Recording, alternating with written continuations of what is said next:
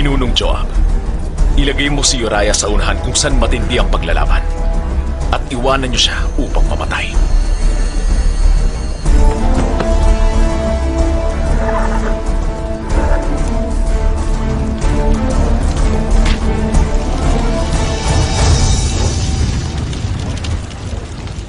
Lalaki siyang malusog na bata. Oo nga. Anak ko.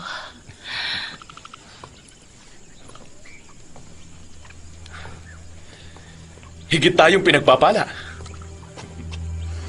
Iniisip mo bang maitatapon mo na lang basta ang mga ginawa mong lihim? Kinuha mo ang lahat sa pinakatapat mong kawal na si Uriah na dapat ay binigyan mo ng paggalang. Iginagalang ko siya. Siya nga. Kinuha mo ang asawa niya at hinayaan mo siyang mamatay. Iniisip mo bang hindi nakikita ng Diyos ang lahat ng bagay? Kinausap ako ng Panginoon. Magpapadala siya na sakuna sa iyong tahanan dahil sa pagsuway mo sa Panginoong Diyos.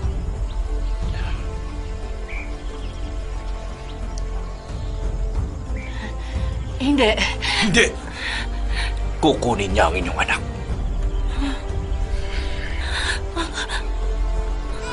Malalaman natin.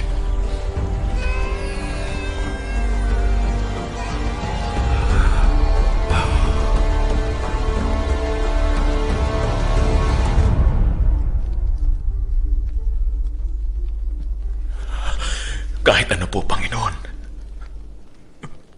Ngunit wag po ang aking anak.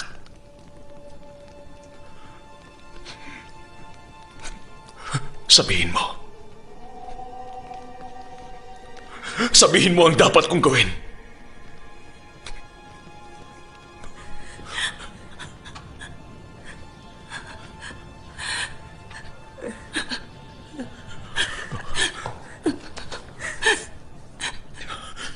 Nung unang aking asawa, ngayon ang aking anak.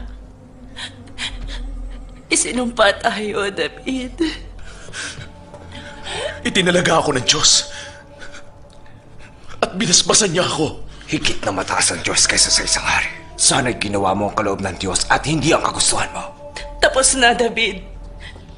Makikita nilang tinalikuran na tayo ng Diyos.